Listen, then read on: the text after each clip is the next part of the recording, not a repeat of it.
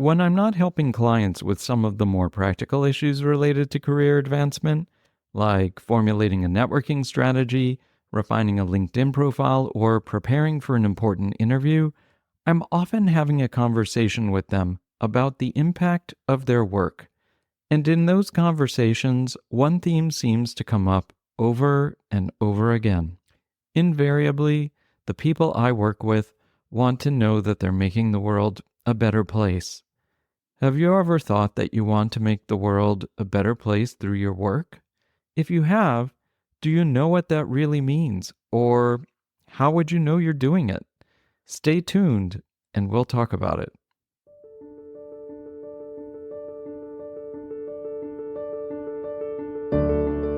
I'm Doug Lester, an executive coach and career strategist to MBAs and ambitious professionals. I've worked one-on-one with well over 1,000 people, helping them craft compelling work-life narratives and advance satisfying, meaningful careers. When it comes to your career and your life, if you don't craft your own narrative, then someone else might do it for you, and you might not like what they come up with. So let's work together on your narrative now. Making the world a better place through your work. I've rarely met with anyone, whether it's through my private coaching practice at Career Narratives, through the work I do as a coach at Harvard Business School, or with corporate clients, who doesn't say that they want to help make the world a better place through their work, even in a small way. The trick, however, is understanding what that really means. And my first question usually is, how would you know? As a listener of this podcast, do you know if or how you're making the world a better place? In most cases, the people I work with, they're stumped. They really struggle to explain this. They say they just know, or it would be obvious. But once they give it a little more thought, they realize that there could be signs that the world is marginally or even greatly improved as a result of their efforts. I'll give you some examples. Among the people I work with in healthcare, and there have been hundreds along the way, the sign they might want to see is data that shows people are living healthier and fuller lives as a result of their work. Maybe that's because of a new medical technology or device, or they might want to see a lower incidence of a debilitating condition or disease, or maybe a new cure for a deadly one. Other people might hope to see increased access to healthcare providers or healthcare information.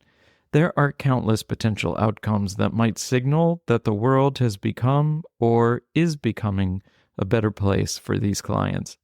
I've also worked with quite a few people in financial services, and that's broadly defined. They too want to feel that they're improving the state of the world in some way, large or small.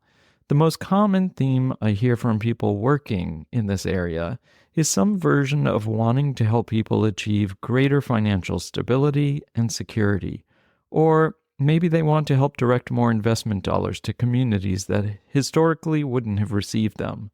Or perhaps they want to help wealthier people and families direct their resources to businesses and causes that might, well, you guessed it, make the world a better place.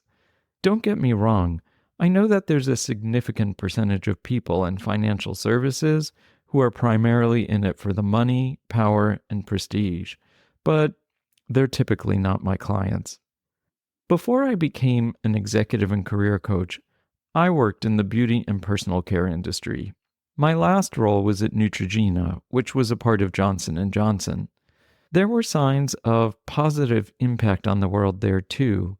Now, that might sound like a stretch. I was working in the beauty industry, but I personally saw those signs when I went to focus groups or reviewed the results of clinical studies. If you've ever witnessed a focus group with teenagers who used to suffer from acne and whose faces, confidence, and general outlook on life were transformed by a product or a drug that you had helped to bring to market, you couldn't help but feel that you had done something real to help make the world a friendlier, more positive place for at least a large handful of people. I would also get the sense that I was improving the life experience of individuals when I met people at parties. I know, it sounds silly. I would tell them where I worked, And then their faces would light up, and they would share how one of the products I was working on or had worked on had helped them with the skin problem that they were having or had had for a long time. Through their stories and through the stories of others, I learned that people could show up in the world and be more inclined to openness, self-assurance, and success because of something I had done in my professional life. It was hard not to be touched by these stories and see how the world had become or could become a better place for thousands or perhaps even millions of people as a result of my work. But these are just the signs, the outcomes of well-intentioned work. And you have to ask yourself, what drives people to make a difference in other people's lives and in the world in general? Do you know why you want to? And why do so many people tell me in coaching sessions that they want to make the world a better place? I mentioned that I worked at Johnson & Johnson. If you're at all familiar with the company, you may know about the J&J Credo, and I think there's some insight to be had. If you went to business school, there's a good chance you were taught about the Credo. It was created in 1943 by Robert Wood Johnson II and was written just before the company started trading publicly. The J&J Credo was all about responsibility. I'll link to the Credo in the show notes if you want to read the entire thing, but for the purpose of this podcast episode, you just need to know that it outlined the company's responsibilities in 4 broad areas.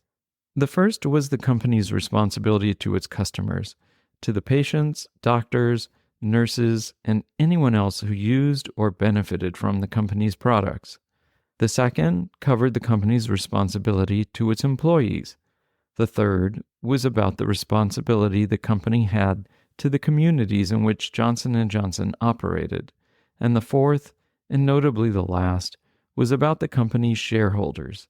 The assumption being that if the company lived up to its responsibilities to the first 3 sets of stakeholders, then the fourth, the shareholders, would realize a fair return on their investment. Nowadays, you might think of the J&J Credo as a statement of corporate social responsibility. And it wasn't just window dressing. When I arrived at Neutrogena, I found it posted on the wall in every conference room I ever sat in and in many of the public spaces at the company. And it was similarly displayed at other J&J companies. And it was commonly evoked when people I worked with were facing difficult decisions. Maybe the decision was about a feature of a product or the price of a product, or whether the product should even exist at all. And people took the company's commitment to the Credo seriously, and it helped guide many important decisions. Were the decisions made always in perfect alignment with the Credo's values? They typically were. Was there tension in the decision-making process when Credo values suggested a course of action that might not be consistent with immediate financial or market considerations? Definitely. But in most instances that I can recall, a sense of responsibility to the company's key constituents, guided by the Credo, led to decisions that put the company's customers, employees, and communities ahead of immediate financial gain or competitive market considerations. If you were listening carefully when I described the Credo, you probably picked up that it was all about responsibility. If J&J employees met their responsibilities to the company's stakeholders, the world would be a better place for those stakeholders, and that included the company's shareholders. Thinking about the Credo now, I realized that it communicated something deeper, something even more elemental than just responsibility.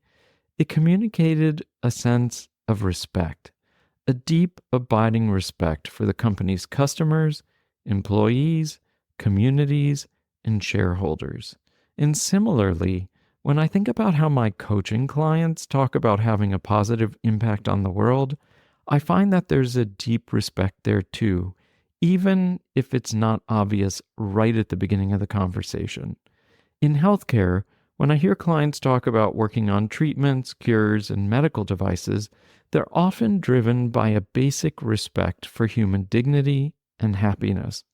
For clients working in tech, on SaaS, their desire to help make the world more efficient and enjoyable is driven by a respect for people and their day-to-day experience in the working world. For clients in fields related to sustainability, I often hear them expressing a deep respect for nature, for the world, and for the earth. And for many in financial services, especially consumer financial services, they express respect for their customers' commitments to themselves and their families. So I guess what I'm saying is that if you want to make the world a better place, and you're not exactly sure how you're going to do that in your professional life, try digging a little deeper or working backwards. Who or what in this world do you feel you could make an enduring commitment to? Who or what could you be responsible to? Who or what do you respect in this world? It's not necessarily something you can figure out overnight or even in a week, but maybe thinking about what you have respect for will help you figure out how you could make a contribution through your work that could help make the world a better place. If you struggle with questions like these, consider signing up for a career strategy session with me at careernarratives.com/strategy. In a 45 or 90-minute one-on-one session, we can consider questions like these, or if you already have a good sense of how you can make the world a better place, we can think about how you might go about advancing your career in that direction. You've got my respect, and I'll see you soon.